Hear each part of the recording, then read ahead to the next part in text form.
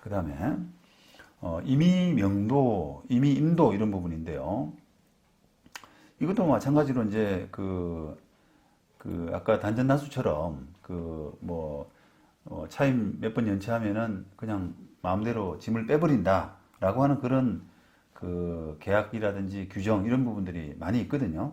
자, 그래서 이런 부분들도 이제 계약서나 규정에 따라서만 정당화될 수 있는 게 아니라 그런 행위를 아까 20조에 따른 정당 행위로 인정돼야만 그 조치가 합법화되는 불법이 되지 않는 그렇게 인정이 될 수가 있습니다. 그래서 오히려 더 이제 단전단수 조치보다는 더 엄격한 그런 요건이 필요하다고 할 수 있는데요. 이게 왜 그러면 단전단수보다는 더 엄격해져야 되냐면 만약에 이런 임의명도 이런 조치들이 법률적으로 가능할 수 있다 그러면은 그냥 빼버리는 거죠, 그죠? 그러면 이게 뭐 임차인이 주장할 수 있는 뭐 필요비, 유익비 이런 권리들이 사실상 하나도 보장을 못 받아요. 아무리 뭐 차임을 안 냈다고 하더라도 차임 연체에 따른 어떤 불이익 이런 것들은 변론으로 하더라도 임차인이 나름대로의 항변할 수 있고 하는 부분은 재판으로서 좀 보장이 돼야 될 필요가 있는데 그냥 짐을 빼버리고 다른 사람 넣게 되면은 그런 기회조차 하나도 보장 못 받는 셈 아니겠습니까? 그러니까 이제 그런 부분들이 우려가 있고 또 그냥 짐을 빼버리게 되면은 바로 뭐 주거 안정성이라든지 또는 영업 활동 이런 것들을 완전히 중단시켜 버릴 수 있는 오히려 단전단수는 전기를 못 쓰고 또 물을 못 쓰고 하는 그런 정도이지만 아예 짐을 뺀다는 것은 그거보다는 훨씬 더 심각한 문제 아니겠습니까? 그러니까 이제 그런 정도까지 하려 그러면 훨씬 더 엄격한 정당행위 요건을 갖출 수밖에 없다라고 여러분들이 생각을 하셔야 됩니다.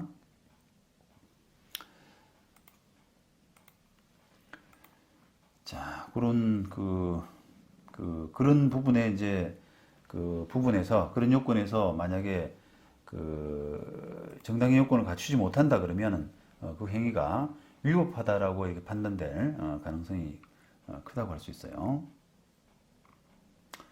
자, 이런 취지에서 대법원도 임대차 계약 내용에 따라서 임차인이 영업하는 점포를 임대인이 임의로 자물쇠로 잠궈버리고 못 들어오게 하고 또 임차인의 간판을 철거해버린 그런 행위에 대해서 이제 업무방해죄가 되느냐 이렇게 판단을 한 사안에서 지금 대법원은 업무방해죄가 된다라고 결론적으로 했는데 보시죠.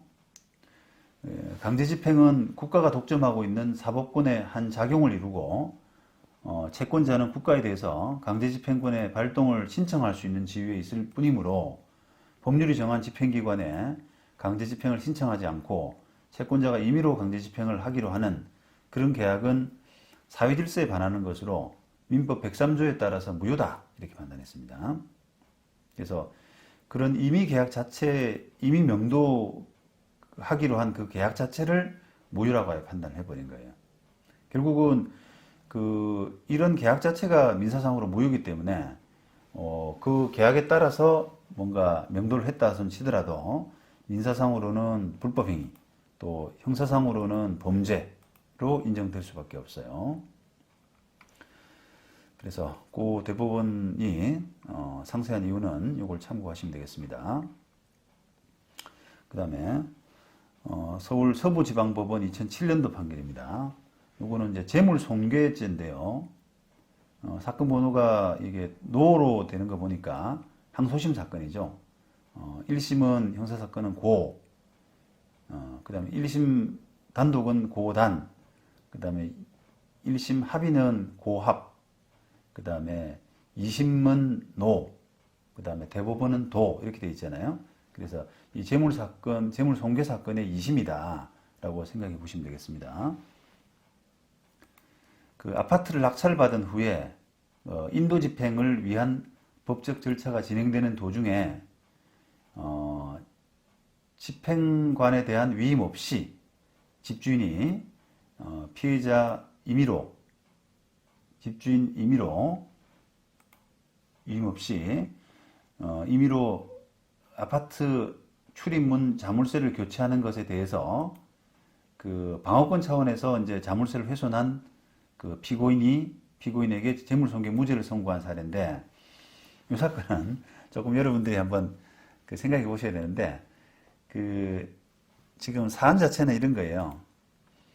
그 어떤 사람이 낙찰을 받고 재판을 진행을 했어요.